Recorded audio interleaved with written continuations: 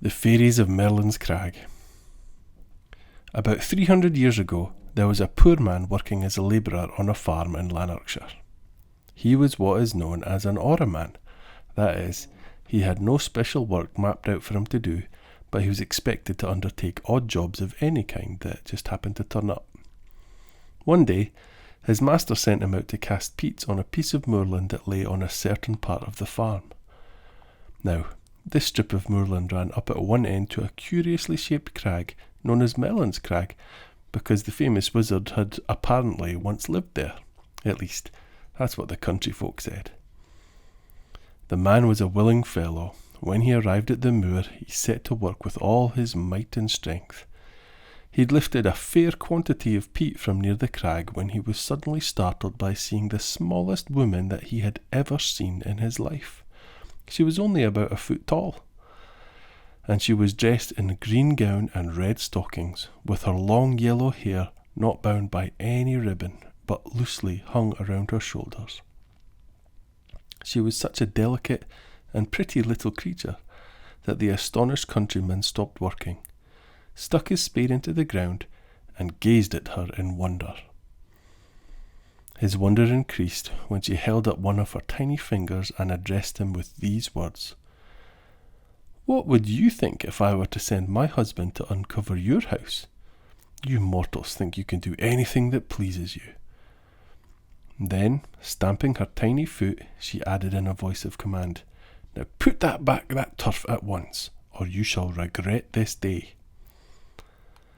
Now the poor man had often heard of the fairy folk and of the harm that they could work to unthinking mortals who offended them. So, in fear and trembling, he set to work to undo all his labour, and to place every divot in the exact spot he had taken it from. When he was finished, he looked around for his strange visitor, but she had disappeared completely. He could not tell how nor where. Putting up his spade, he wended his way homewards. He went straight to his master and told him the whole story, and suggested that in the future the peats should be taken from the other end of the moor. The master, however, just laughed.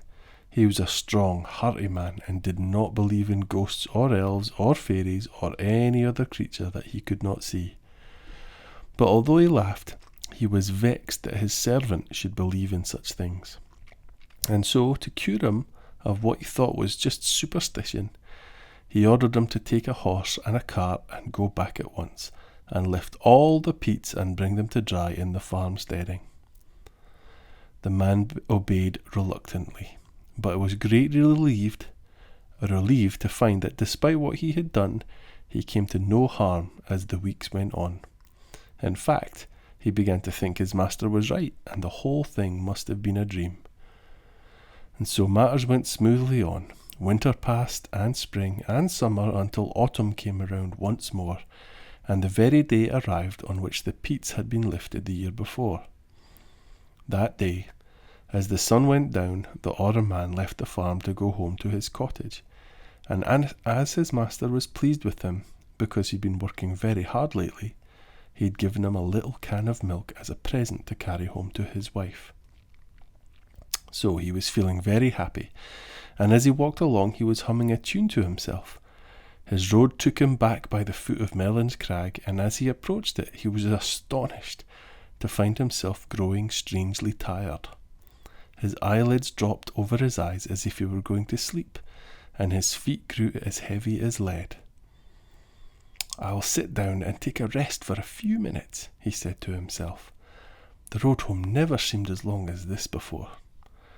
And so he sat down on a tuft of grass right under the shadow of the crag, and before he knew where he was, he had fallen into a deep and heavy slumber. When he awoke, it was near midnight, and the moon had risen on the crag. As he rubbed his eyes, he noticed soft light, and became aware of a large band of fairies who were dancing round and round him, singing and laughing, pointing their tiny fingers at him, and shaking their little fists in his face. The bewildered man rose and tried to walk away from them, but in whatever direction he turned, the fairies would accompany him, encircling him in a magic ring. There was no way out of it. At last they stopped, and with shrieks of elven laughter, led the prettiest and daintiest of their companions up to him, and cried, tread a measure, man! Then you will not be so eager to escape from our company." Now the poor labourer was but a clumsy dancer, and he held back with a shamefaced air, but the fairy who had been chosen to be his partner reached up and seized his hands, and some strange magic seemed to enter his veins, for in a moment he found himself waltzing and whirling, sliding and bowing, as if he had been doing nothing else but dance all his life. The strangest thing of all was that he forgot about his home and his children. He felt so happy that he had no longer the slightest desire to leave the fairy's company. All night long the merriment went on. The little folk danced and danced as if they were mad, and the farm man danced with them, until at last a shrill sound came over the moor. It was the cock from the farmyard crowing its loudest to welcome the dawn. In an instant the revelry ceased, and the fairies crowded together with cries of alarm and rushed towards the crag, dragging the countryman along in their middle. As they reached the rock, a mysterious door that he had never remembered having seen before opened in it of its own accord, and shut again with a crash as soon as the fairy host had all trooped through.